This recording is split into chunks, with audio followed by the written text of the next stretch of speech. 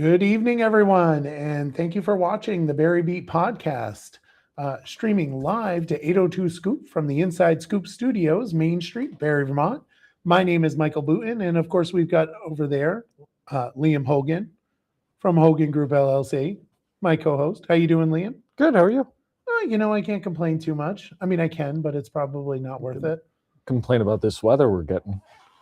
I know the rain is terrible, but it looks like it's going to be nice. It's going to be nicer, right? That's like good. It's starting to warm up, so you won't have to go to Yipes to get a car starter for the cold weather. Right. You'll have to go there to get it for the air conditioner. The air conditioner. I already had to use that a couple times this last week.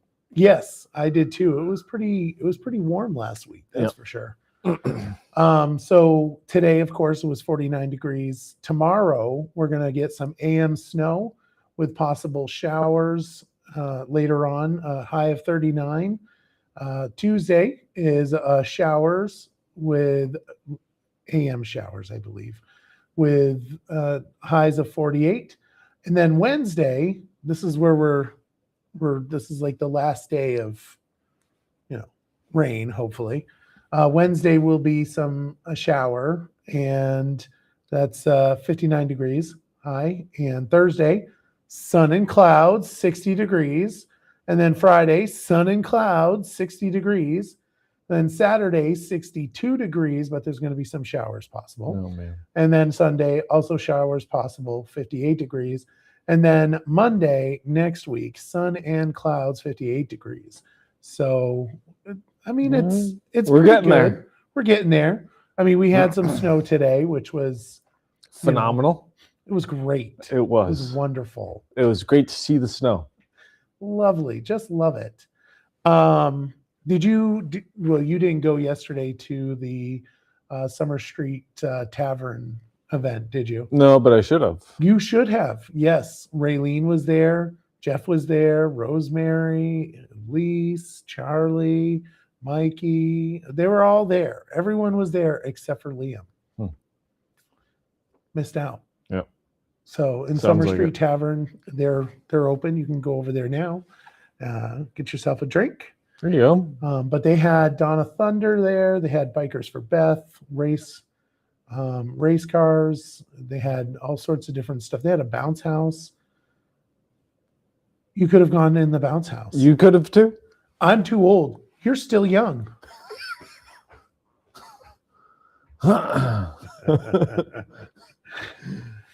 All right. So we do have city council this week. They're going to be approving the purchase option for the Fecto property up on Prospect Heights.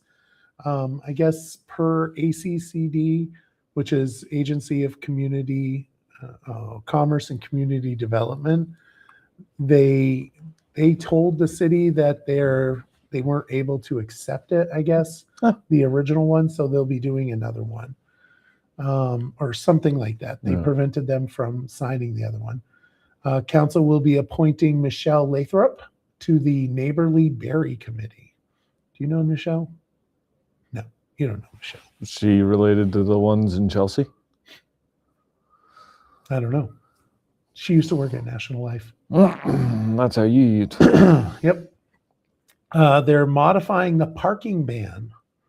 So currently the parking ban is if they do the regroup thing, then there's a parking ban. Right. And that's only from November till April, I think. And they're modifying it so that it will be all year round, just in case they want to do street cleaning or if there's activities. So exciting. Yeah. Don't park where you're not supposed to. Well, don't park on nights that the regroup message goes out telling you not to park. And then we've got Janet Shatney's going to be requesting a change in the Planning Commission. They're moving from 7 people down to 5. Super exciting.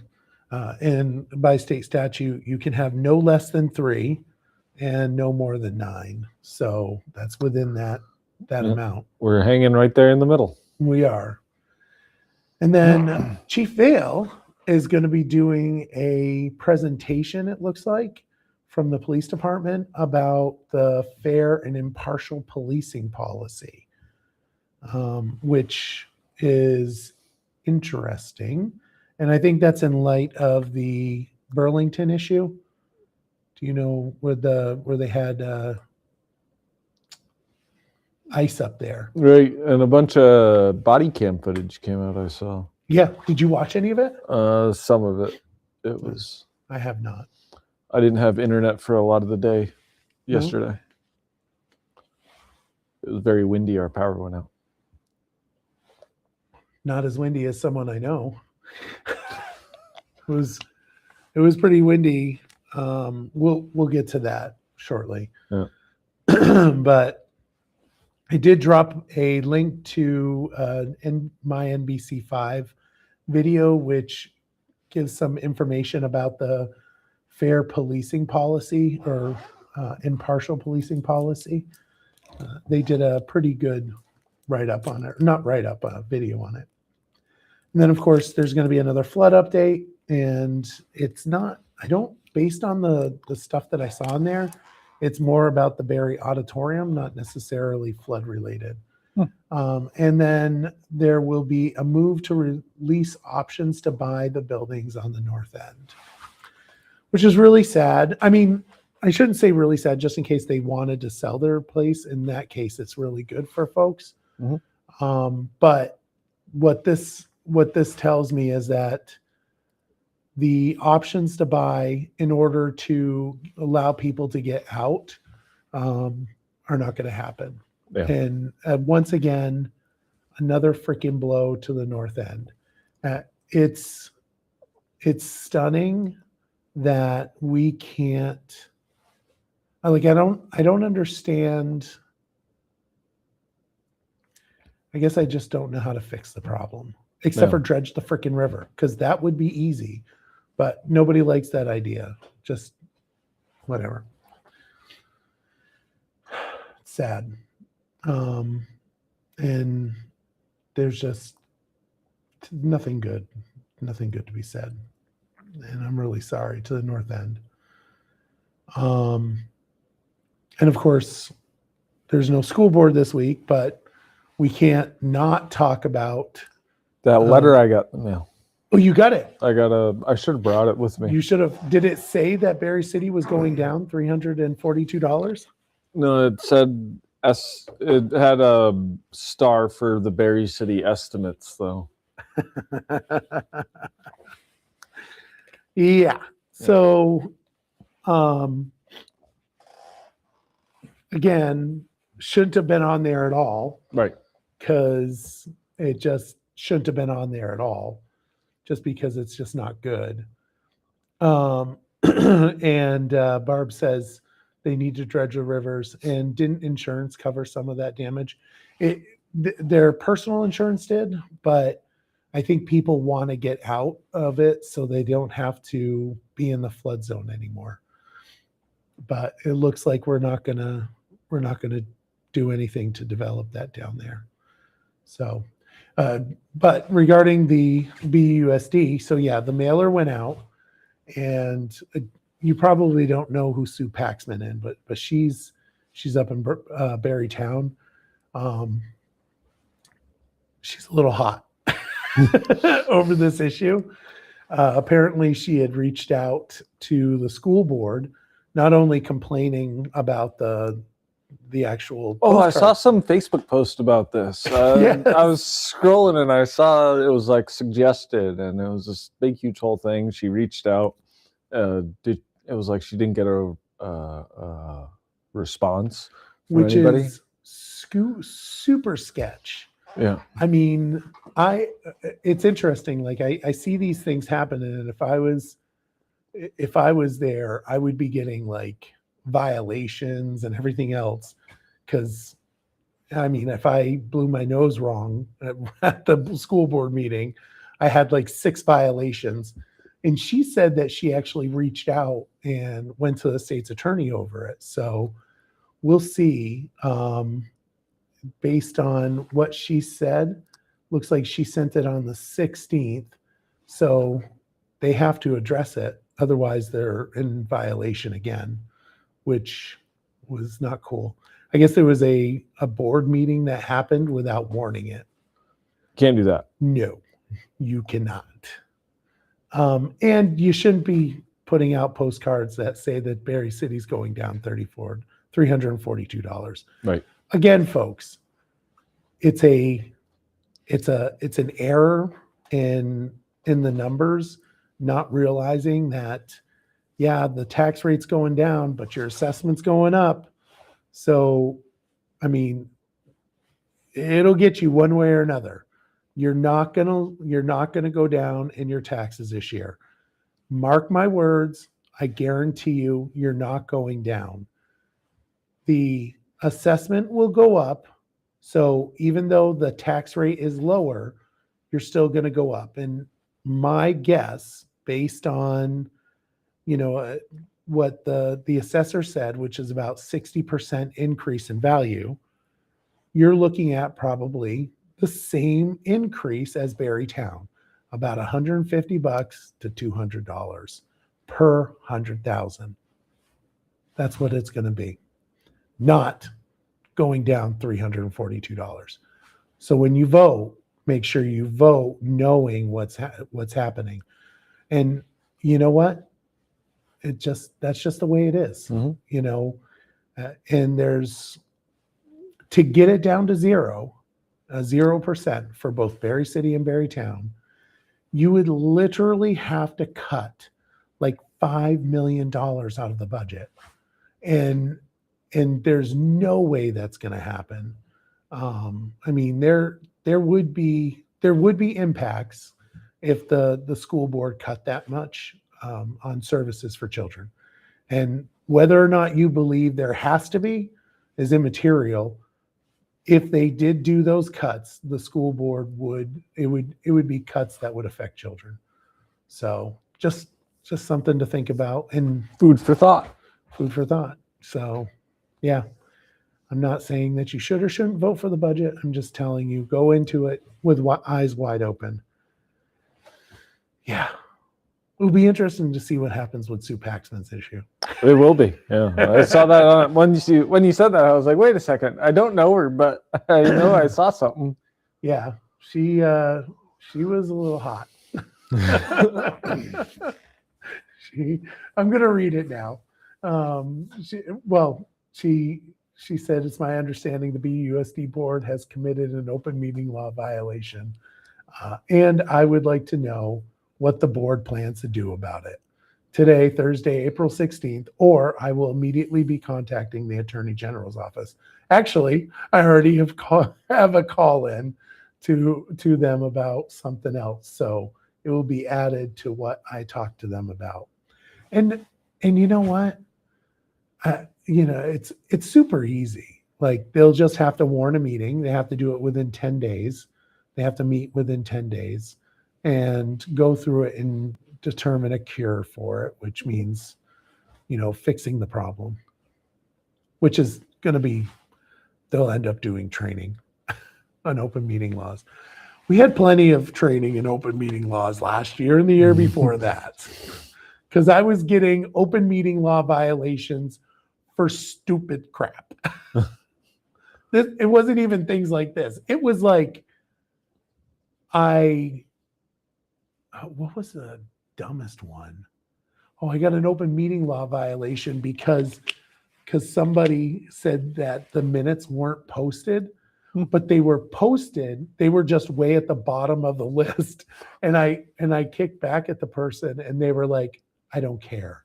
They weren't available to see. So we had to do a meeting because of it. And it was ridiculous. Sounds I'm ridiculous. so glad I'm not on that board anymore. Might have avoided this violation though, had you been. Yeah, I would have. And I wouldn't have made a mistake about sending out the postcard, but that's neither here nor there. So for folks that don't know, it's a 2.73% increase. The budget that we tried to pass in March was a 3.36. So the small increase in the budget equals like a 12% increase in your taxes. Again, Where does that fault lie? It lies in the state funding formula. Because that's not the way it should look, right? You would think that if it's going up 2.73%, the tax rate should be closer to that number than 12 point something. Yeah. It's just the funding formula needs to be corrected. And I feel bad for the school board because they get, punished for the mistakes of the state government. Which we'll talk about that next, which is the House voted out H 955, which included a new second home tax that could shift Vermont's tax burden, raising costs on vacation homes and short-term rentals to help fund education and lower taxes on primary residents. Supporters say it could ease affordability for full-time Vermonters, but critics warn it could ripple through local economies that depend heavily on seasonal residents. Hashtag snow, and all the ski people in Stowe. Do you deal with any people out of state? Not really. Nope, not really. Barb says most people, it's okay because most Vermonters are selling and moving out of here anyways. Right. We're all leaving. It's going to be, so according to them, it would not impact people that own like deer camps and stuff like that. It's only going to go after the people that have their second home here, which, I mean, if you have a second home in Vermont, you kind of can afford it. Right. Yeah. But the question is does it have an impact on tourism? And those people, are they going to sell their houses? And if they're big mansions, or big, beautiful houses in Stowe, who can afford them? Anthony Marin, the owner of a local property care and landscaping business, as the grass is turning green, he and his 5 employees are also raking the green. Roughly 70% of his business comes from tending to vacation homes, mowing lawns, plowing driveways, and painting and more. So, I mean, there's a cottage industry of people that cater to these out-of-state folks. Yeah. What will happen? Anthony's going to lose a couple of jobs probably. And right. So that doesn't benefit anybody. No. It's too bad. It's a struggle. Hopefully we don't raise it so much that people leave. Right. It's got to be like incremental, like boiling the frog, right? Little bits at a time. Little bits at a time. So does that go to the governor now, or does that go to the Senate? So H 955 will go to the Senate, and it'll either be fundamentally fixed or the governor will veto it. So, because it doesn't do what it should do, which is fundamentally transform our education system. Which is what he wants to do. Which is what he wants to do. And it's not happening. So, yeah, that's unfortunate. What a waste of time. I did a whole statement on it. Maybe I'll read it at the end of the show. 2 Vermont residents won the Joe's Pond Ice Out competition. Did you participate? No. You didn't? No. Well, when would have you guessed? Have you ever been to Joe's Pond? Yes. Okay.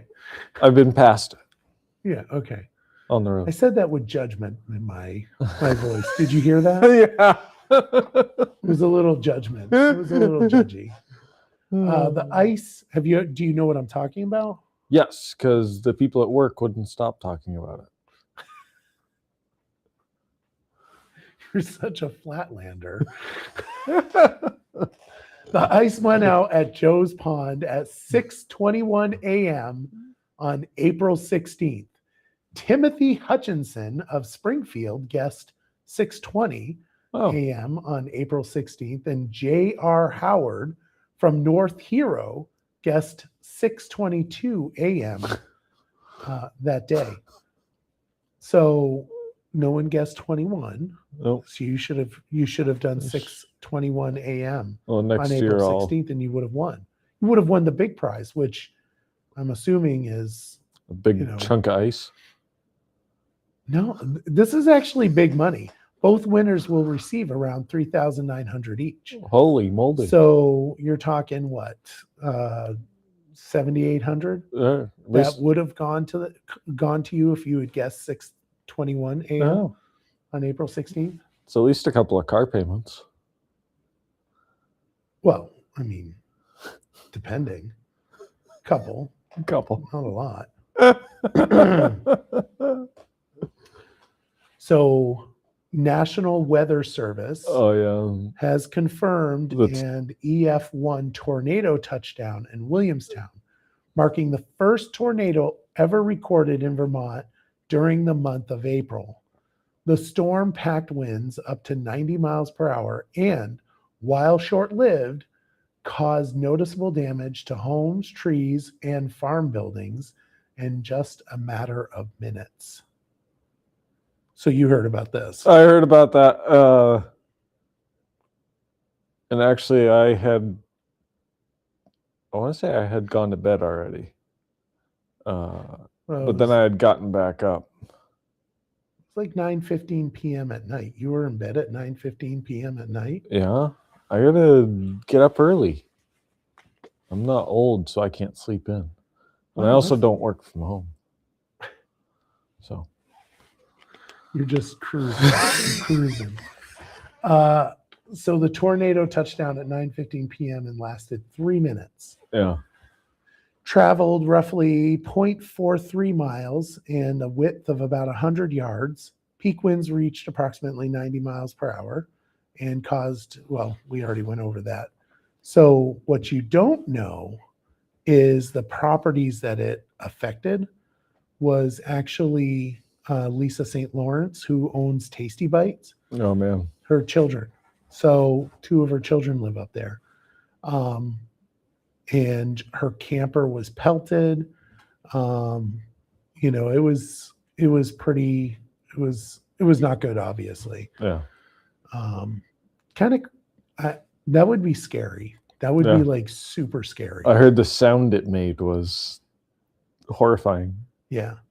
I would not, I would feel really uncomfortable, obviously. That would not be fun. So, yeah.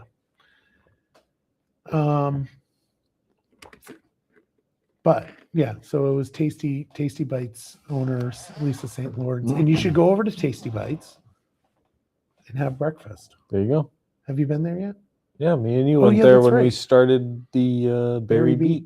That's right. That's where I have all my meetings, is down there. Yep. I saw Gina yesterday down there. We had breakfast yesterday because I was all hot over the education bill and wanted to do a bunch of crazy stuff. And she's like, calm down. Calm down, Michael. Calm down. Calm down. That's what everybody tells me. Settle down, spark plug. Settle down. But you know what? At least your Barre representative is like doing something versus not. Right. A Barre man accused of pulling over drivers while pretending to be a Vermont state trooper. I love it. Vermont State Police say Joshua Newton, 24, intimidated and stopped drivers on Interstate 89 north in Montpelier on Wednesday morning. Newton was driving a black Ford Explorer Interceptor with flashing amber and white lights. Photo provided, which it's not here. But he was driving a black Ford Explorer Interceptor with, again, flashing amber and white lights. Amber and white lights, which isn't that like the caution lights? Right. That's a construction vehicle. Who's pulling over for that? I don't know. Newton was cited for impersonation of an officer, negligent operation, and disorderly conduct. And notify the police if you have been pulled over by him. So, yeah. So tell me about, you were very excited about this. Are you thinking about pulling people over? In your No, I TV? just think it's hilarious. What happened? Did they like, I did you don't, just like pull them over and be like, you were traveling too fast? I don't know. I don't know how that conversation starts. And what was he wearing? Like, is he in a freaking black hoodie and a baseball cap? Yeah. Like, Is he in a Halloween costume? what the hell? What is wrong? What is, Little plastic handcuffs. I don't want to know about the plastic. It's like, all right, we're done with that. Moving on. Liam's talking about his plastic handcuffs, and the next thing you know, he's going to tell me they're like little fluffy pink stuff, and I'm not interested. Back to Raylene's comment, which is Michael on a mission May 9th, with the May recipient being Barre Community Baseball and Softball. Yeah. I am curious though. So if anybody's out there that's listening, I'm curious though. I want to know, don't you watch CSI? Not hilarious, very scary. Oh, Don't you watch CSI? Well, that's what I'm talking about. Like, I want to know what happened. And we know it's not funny. It's a weird situation. Like, what kind of person does that? He obviously was bored. It's like really sketchy. Yeah. I would love to hear what happened though. Like what was the conversation like? It's me personally. We won't be clipping that little piece, that's for sure. Essex Junction student Eric Liu is getting national attention after becoming a finalist in Google's Doodle for Google contest, meaning that his artwork could soon appear on a Google homepage seen by millions. His sports themed design has already earned him a scholarship and prizes. And now it all comes down to the public voting to decide if he becomes a national winner. So yeah, you should go vote for Eric.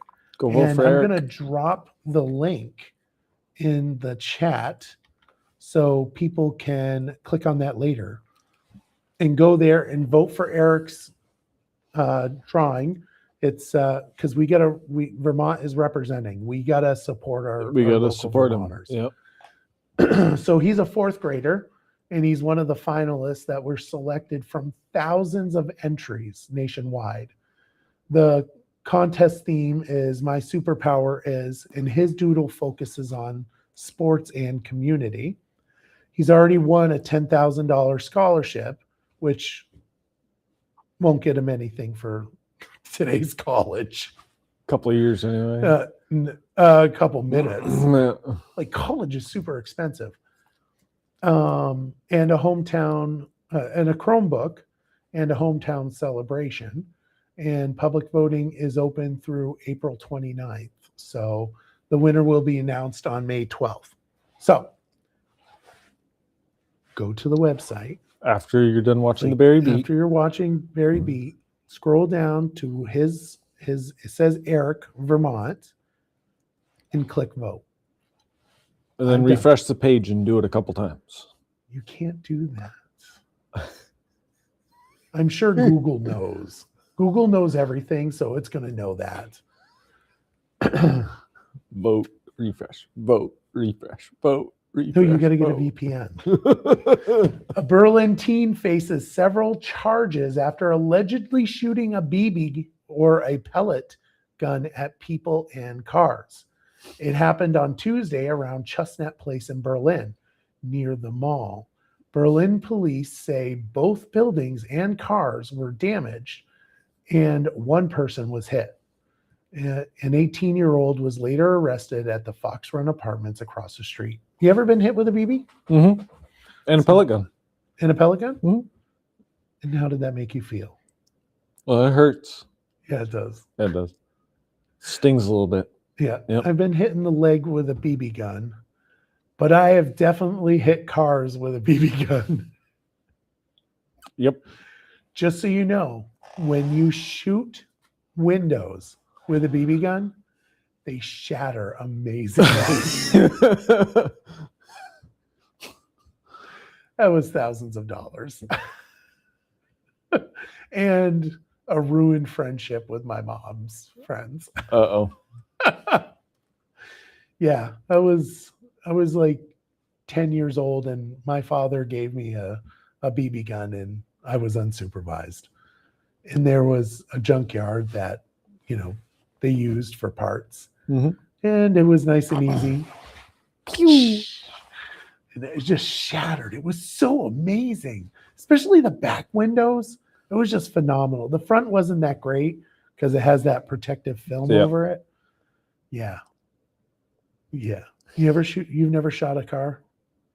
Nope. I was a good boy. It's a lot of fun. And if you're thinking about doing it yourself, anyone out there, don't. It's not good. Apparently this guy was unsupervised too. Yeah. Well, he was 18 years old. I'm sorry, but if you're 18 years old, probably should know better not to do that. All I have to say, 18 years old, you're shooting out cars, you're a dumbass. Sorry. Just stating the obvious. Burlington is ramping up efforts to fix its pothole problem. Wish Barre City would. Aiming to repave more roads and tackle damage caused by a rough winter. City officials say improved funding and planning will allow crews to go beyond quick patch jobs and focus on longer lasting repairs this year. And, I said, I wish Barre City did. They are doing it. I mean, the mayor, Tom Lozon, had added like $200,000 to the road repair budget last year. So they're making significant strides, or at least trying to. The city plans to repave 13 streets, covering 3 of the 96 miles of roads in Burlington. 96 miles. It seems like a lot. It does. Although they're a lot bigger than we are in Barre. I think we have like 40 miles of road. I think that's what we have. 2025 voters approved a $20 million bond for infrastructure improvements, including pavement. Huh. It's a lot of money. Mm-hmm. Think of how many roads we could pave down here. Right? That would be amazing. On the list of paving for Burlington is Main Street, Battery to Winooski, College Street, Colchester Avenue, Pearl Street, and others. And the Burlington Public Works Director, Chapin Spencer, he said, "We are focused on a fix-it-first approach. And yes, finances are tight in the city, but yet we have to maintain our core infrastructure." The hole outside the Hannaford parking lot in South Barre, it's getting bigger. That's not Barre City. That's Barre Town. It is, which is where I live. And I'm just saying, that hole looks like a fucking crater. That's not Barre. All I'm City. saying. That's Barre Town. I gotta take my car and I gotta line it up just right so I don't go in it. Our problem is South Main Street. That's our problem, where you can see the cobblestone. Oh yeah, That's it'd be wonderful. interesting to have a cobblestone road these days. You know, we should probably. I feel like it's in better condition than. I feel like there's not as many potholes. I think you're probably right. I think it would be an interesting venture to think about. But you know, you go through the potholes. You're going to need your vehicle checked up. So go to Quick Lube, Vermont Quick Lube. So if you're in Burlington, after hitting all the potholes, Come go on down. to Vermont Quick Lube. You just go down the exit up in South or in Barre Town. Just go down the little what is that, 1664? I don't know what it is, but the little exit, it's huge, long one. Get down to the 4-way intersection, take a right, Yep. go right on over to Vermont Quick Lube. They'll fix you up. Right. And make sure you keep all your car parts in your car so that you can put them all back together again.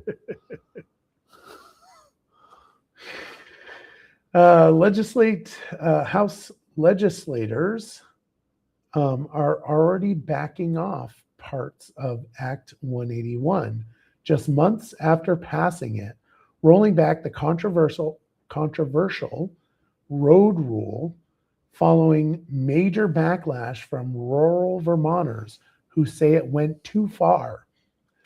It's a clear sign that even Montpelier is recognizing the law may have overreached, and now they are trying to correct course before it does real damage to property rights, housing development, and their election campaign. That's not in there, but that's the case. You know that's the case. Yeah. It has nothing to do with people coming and complaining Right. or the actual damage that they did. It's about the re-election. Yep. Yeah. They know they're on the rocks on that. Because, I don't know, the governor vetoed it for this very problem. No. And the supermajority overrode him. Now the governor's just like, I told you. I said this was going to be a problem. And yet, here you we went and did it are. anyway. The real question, though, is so if they do roll that back, will people remember who voted for it to begin with? Hopefully somebody will make a list and The list is there. right. It's just whether or not people will remember and be angry in November when they vote. Because you've got to remember that the people that are causing you the problem are likely the people that you vote for. Yeah. And you've got to remember that. And there's consequences to, that kind of stuff. Lawmakers approved Act 181 2 years ago with two key provisions. The first loosened land use regulation in downtowns and urban areas. That part of Act 181, good for Barre. And a way to encourage housing growth. The second provision aimed to create more environmental protections for natural resources on properties with roads over 800 feet, known as the road rule. And also has tier 3, which, people are super worked up over as well. Yeah. Yeah. They need to repeal those two parts for certain. Amy Sheldon, the crafter of the bill, the one that basically made the bill with the help of Vermont Natural Resource Council. Love them. Yep. Just as much as VPERG, right? Yes, just as much. So she said it was time to cool things down and step away from those policies. How thoughtful.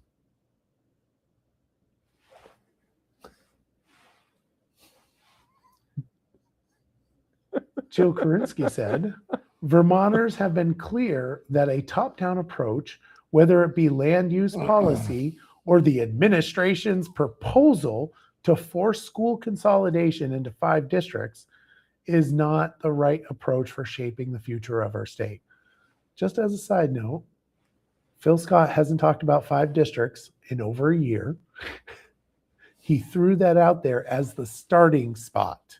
Like, I'm giving you this map, develop Do something. it. Right. Do something, make it better. You know, just want to be clear. Governor Scott said the reversal is a learning lesson on compromise. Just because you have the power doesn't mean you should use it in that way. If someone is throwing you a lifeline, why not take it and make the changes needed to get the support from everyone instead of forcing it through?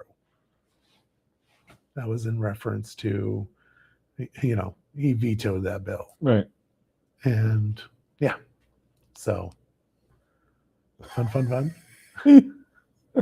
Act 181. Just remember, if you have a problem with it, make sure you know who you're voting for.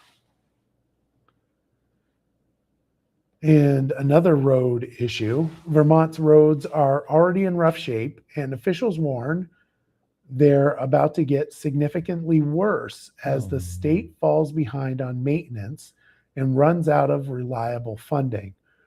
Rising construction costs, declining gas revenue, and climate-related damage are creating the perfect storm, leaving lawmakers scrambling for solutions while the road system continues to deteriorate. So this is regarding the T fund, the transportation fund. There's not enough money in it to do all the necessary. You look at South Main, which is supposed to be done by the state of Vermont. And again, we have cobblestone there. Right. You know, that's not Mary City. That's actually the state of Vermont.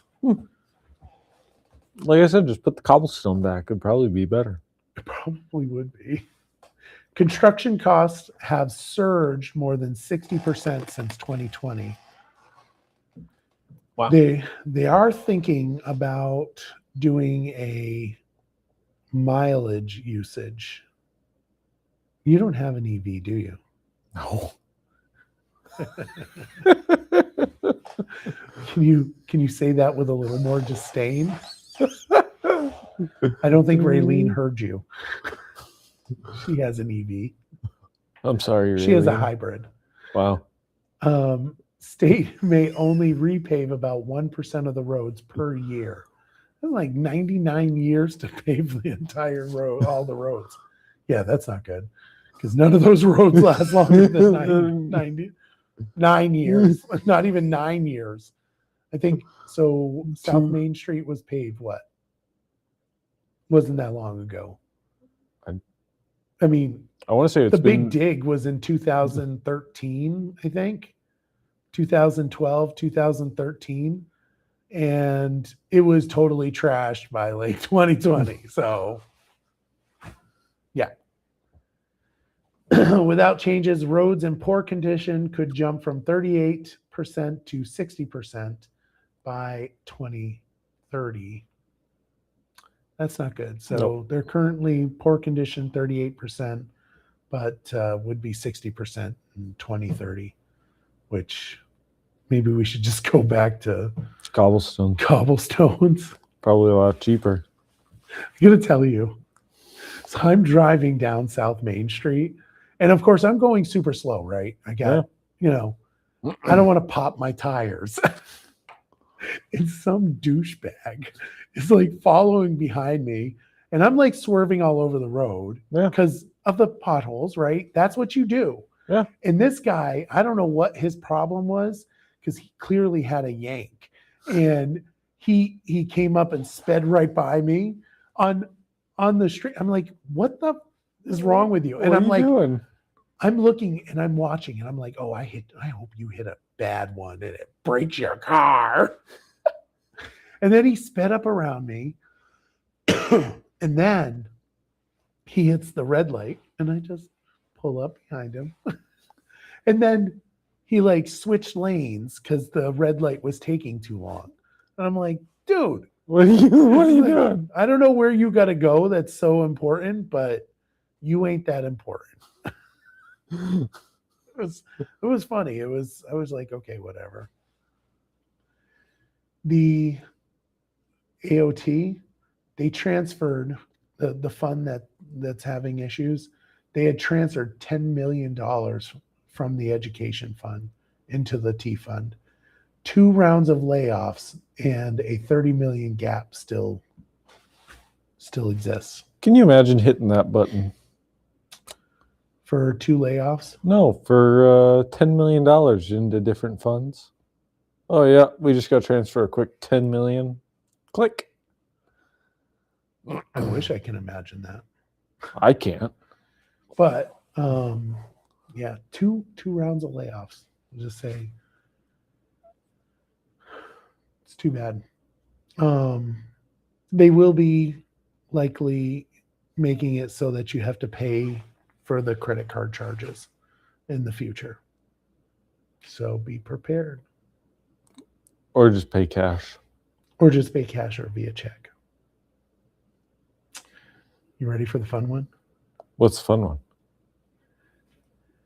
Ben and Jerry's co-founder, Ben Cohen, turned the company's iconic Free Cone Day into a political statement this year, rebranding it Free the Cone Day. Get it? Free Cone Day to Free the Cone Day. As part of a growing fight with the parent company, Unilever, over control of the brand. The move is tied to a larger legal battle, and with Cohen warning that corporate decisions could strip away the company's social mission and fundamentally change what made the Vermont brand popular in the first place. Okay. So I'll let you go first. Free the cone. Free the cone? Yeah. You know what? Dude, you sold out back in like the 90s, okay? And you sold it to a bigger company. Don't be pissing and moaning when they make decisions you don't like. You're the one that sold out. Move on. Go make another ice cream company. Or better yet, just shut up, and everybody else, just go to Legendary. They're now open. Yeah. Create another one called Ben's. Yeah. Yeah. I mean, I don't know what to tell you. Like when you sell your company, you lose control. It isn't like you don't have control over it. You sold out for money. You know what? I don't know what to tell you. Wasn't he You still sold part out. of it? You should have kept the company. Doesn't he have like a honorary They have some weird thing that's set up. honorary position or something? He can still. Yeah, but at the end of the day, Unilever owns it. They Right. can do whatever they want. When you sell your stake in the company, It's you gone. You lose control. Whatever. You should just go to Legendary. Forget Ben and Jerry's anyway. Cohen is urging fans to pressure Unilever to sell Ben and Jerry to a socially aligned investors. And I'm sure Unilever is like, oh no, what should I do? I'm raking in all the money, and this guy is complaining, which is affecting maybe $1,000 a year. Yeah. Because how many people go to Ben and Jerry's, the Ben and Jerry's aisle, and think, oh, they're not socially progressive enough. Do you think that? I don't buy Ben and Jerry's. You don't buy Ben and Jerry's? No, it's too expensive. I mean, yeah, it is too expensive. But I assure you, when I go to buy Ben and Jerry's, I do think of their social agenda, but it's more of a, oh, but it's so good. I'm surprised you just boycott Ben and Jerry's. Yep. Because it's too expensive. Yep. Free the cone and lower your prices. Liam has spoken. And and go back to work. Go back to work. Yeah, exactly. And you can say it to him. But all in all, sorry, you sold out Ben and Jerry's. So Well, Jerry's dead, isn't he? So it's just Ben. Oh, is he dead? I thought Jerry died. He might have died. Either way, Aren't they both like 80? they're all old. Yeah, probably. I don't know how old they are. Somebody can pop it in the comments. Yep. Like the two people that are listening. I don't know what's going on. Nobody's listening to us tonight. So gold demand is surging as global uncertainty from the geopolitical tensions to economic instability pushes investors towards safe haven assets. But experts are warning this rush may be getting ahead of itself. While prices have climbed sharply and interest is high, analysts caution that volatility is increasing and a pullback could come just as quickly as conditions stabilize. Do you have gold? Nope. No? You have any gold? I do not. But the whole reason for me putting this in there is so that I could talk about Roland Tuzion.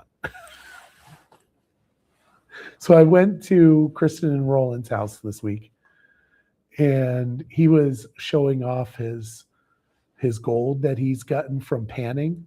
Mm-hmm. It's like this much. Right, little tiny pieces. He's telling me about it. And I'm actually really interested in going. I want to see this go down. And he's talking about how, you know, he's collected all this gold, and I'm looking at it and I'm like, and I'm like shaking it. And then I put it in my pocket thinking that I was going to get away with something. I didn't. I ended up having to give it back. But so I'm going to go panning with him at some point. And he was telling me about the rules. Apparently, you cannot use any type of equipment that's like has moving parts. Otherwise, you got to get a permit. So if you got a device where you crank it and it like shifts the sand, you got to get a permit for that. But this is the best part right here. Ready? If you get a little hose that's hooked up that can scoop up stuff in the water by sucking it out, that's called dredging. There you go. And you're not allowed to do it. Oh. Huh. Isn't that insane? That is. Super insane. He had, so because you can do that over in New Hampshire. And it just, I'm like, seriously? Totally ridiculous. That's all I wanted to do. I just wanted to talk about the dredging, and that was it. You want to go panning? No. Neither do I. No. But I'm going to go. I'm going Right. to go. Kristen was like, I don't go because I want to get gold. If I'm going to go, I'm going to get gold.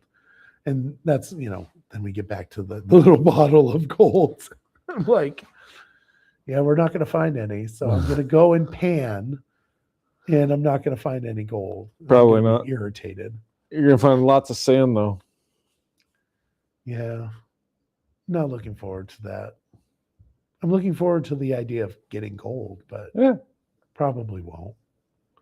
I'll just be sitting there going like this. You can just go buy some gold. You know what? I should do that. I should do that and put it in there and get enough gold that it's more than he's ever gotten. Yeah. And then he'll be like, oh my goodness, I might do that. I might do that.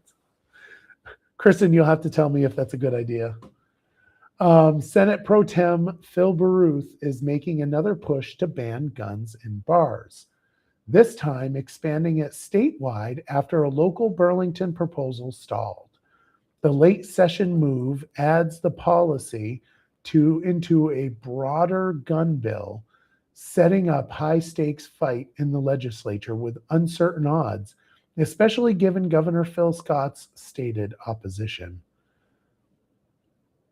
Well, guns in bars just doesn't seem like a good idea anyway. So Yeah, that's not your business. If a No. bar wants to have guns, guns. this is banning it. Right. Across The the board. owners of a bar or people that go into the bar? This is banning all guns from all bars where there's no, well, actually, I think it says it would be, make it illegal to carry firearms in bars and venues that serve alcohol. Alcohol and guns don't mix. So I can't say. Oh, you're not a pro Second Amendment guy. Can't say I'm not. Liam's going to get canceled really big time. Wow. Yeah. No, just no. I'll be voting no on that bill. Just an FYI. You shouldn't be making that rule. If I own a bar and I want people to feel comfortable in the bar, you know who gets killed in bars with guns? People that don't go to the bar to drink. They go there to cause damage and hurt people. It has nothing to do with the alcohol. And like the cases where it's happened, no matter how many rules you have, that would have happened. Yeah. It's like, I think of, was it the Pulse? The Pulse thing down in Florida? Yeah. They probably had a no gun rule there. Probably. It doesn't work. And, you shouldn't be restricting the rights of people for their Second Amendment. You and I are going to have some words. Actually, I'm not going to have words. You're going to get a bunch of crap from people. And I'm so sorry. You know what I'm going to do? I'm going to bring you and show you how to. Do you have a gun? Nope. Oh, you don't shoot guns? Nope. Do you like guns? Not really. I have a pink gun. Nice. And I have a shotgun. I have an AR. I have and 2 handguns. I don't ever shoot them, but I have them. And I like guns. You should consider getting a gun. Oh, you're anti-gun. I'm not anti-gun. I just don't like them.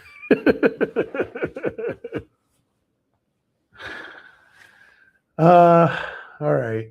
Moving on. I won't make you feel any more uncomfortable about it. House Ways and Means is seriously considering a new tax the rich proposal that would dramatically raise taxes on Vermont's highest earners, creating one of the highest top tax rates in the country. The plan is sparking a divide within Democrats and strong opposition from Governor Phil Scott, setting up a major debate over fairness, economic impact, and whether high earners might leave the state. Didn't we figure out one day who the highest earner in Vermont was? Yeah, some lefty up in Burlington and Shelburne.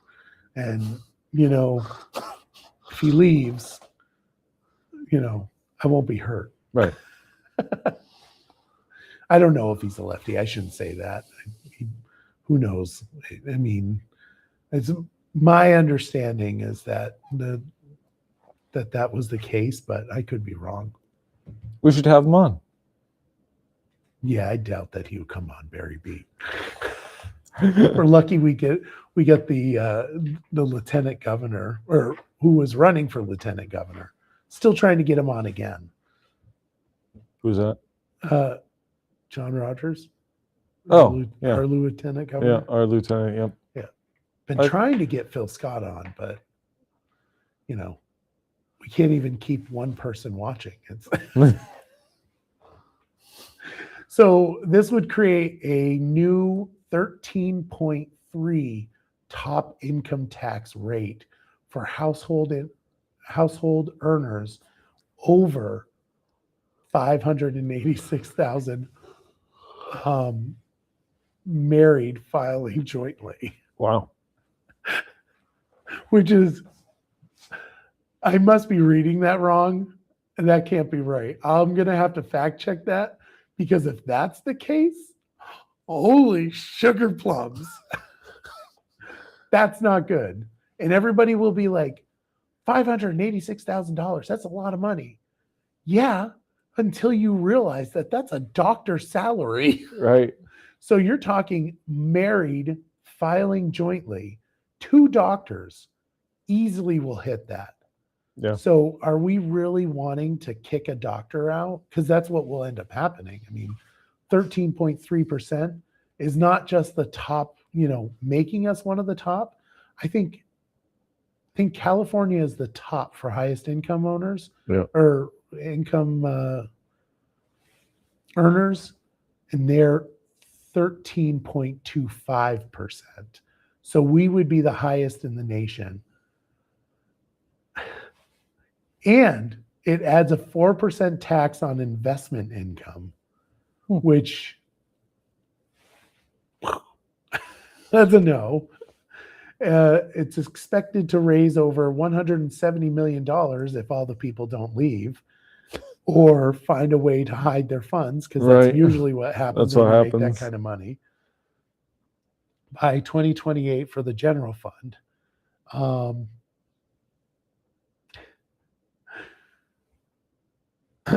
So, yeah, I was going to read some comments on this, but I'm not going to read some comments. I based on what I'm reading here, I'm a no on that. The first one that we talked about 2 weeks ago, you could have brought me over on it, but this one is really bad. I'm going to be nice to Teddy. Tensions are rising at the State House as Democrats accuse Governor Phil Scott of bypassing their recommendations when filling vacant legislative seats. Breaking from longstanding political norms, the controversy centers on both who is being appointed and how long it's taking, turning what's usually routine into a broader fight over fairness and representation and political influence. So when a legislator steps down, right, the governor appoints the replacement. Right. Usually what happens is the party in the community will recommend 3 options for the governor to pick from, and the governor would pick of the 3 options. What's happening, which isn't in the story, is that the people that the parties are picking are on the left are like super extreme. So this last one that he replaced, somebody by the name of Scully, I think. Yeah, Kevin Scully from Burlington. Hooper, who is like an average Democrat, not like a far left Democrat, just an average Democrat. And they were trying to replace him with like extremely far left individuals. So Governor Scott reached out and I guess, picked somebody outside of the pool that they had. His right to do that. Right. Seems kind of like a non-issue. Well, probably if it was Shumlin doing it to the Republicans, I might have a problem with it. So I can kind of understand that. But, whatever. 8:06. Just like that. Just like that. Should I read my statement? No, I'm not going to read my statement. You can go to my Facebook page and read my statement on H955. I think I already read it, I want to say. Yeah. All right. Well, I have nothing else, and we're clearly not keeping people entertained. I don't know what's We're going supposed on. to spice things up today. We got to work on that because apparently we're not keeping people entertained. What the heck? Tell us how we can fix things. I even brought the purple juice. You did. Could talk about that story. No. You want to talk about your exploits at the local store? Nope. No. Go read on my Facebook page. And there's your answer. Go on to Liam's Facebook page. Have a great night, everyone.